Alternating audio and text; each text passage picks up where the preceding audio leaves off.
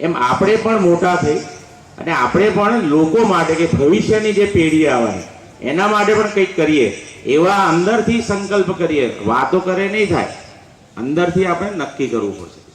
એટલે બહુ ટૂંકી વાત કરીશ કારણ કે આ વિષય ભણાવવાનો વડીલશ્રીનો છે. પણ હું તમારી જેમ વિદ્યાર્થી તરીકે રહ્યો હતો ત્યારે મારી જે અંદરની વાતો હતી એ હું અત્યારે કરી રહ્યો છું.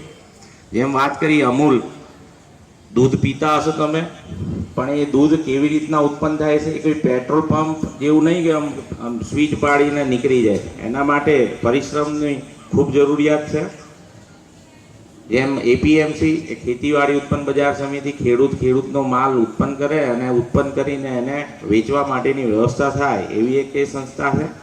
અને એક વધારેમાં વધારે એ વાત કરીશ કે આપણે જે જીવન જીવીએ છીએ એની અંદર જે ઓક્સિજન લઈએ છીએ, ઓક્સિજન ના હોય ધારો કે નાક આમ બંધ કરીને આપણે 1 સેકન્ડ નહીં 10 સેકન્ડ બેસશો, 12મી સેકન્ડે આપણે છોડવું પડશે કારણ કે આપણા શરીરને ઓક્સિજનની જરૂર છે.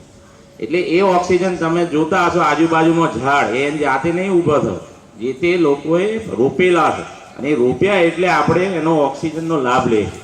તો આપણે આજે પણ એક એવો સંકલ્પ કરીએ કે આપણે ભવિષ્યની પેઢી માટે, આજ તમે અત્યારની પેઢી છો, હવે ભવિષ્યની પેઢી માટે આપણે પણ એવા વૃક્ષો વાવીએ કે જેથી ભવિષ્યના લોકોને ઓક્સિજન, પર્યાવરણ અને સ્વચ્છતા જળવાય એવા સંકલ્પો કરી અને આજે જે વૃક્ષો રોપવાનો જે નેમ લીધો છે એ પ્રમાણે તમે પણ એક વૃક્ષો તમારી પોતાની જગ્યા ના હોય તો આપણા કોઈ રિલેટિવ હોય એના ત્યાં જઈને, કારણ કે એક પ્રાઉડ તમને ફીલ થશે.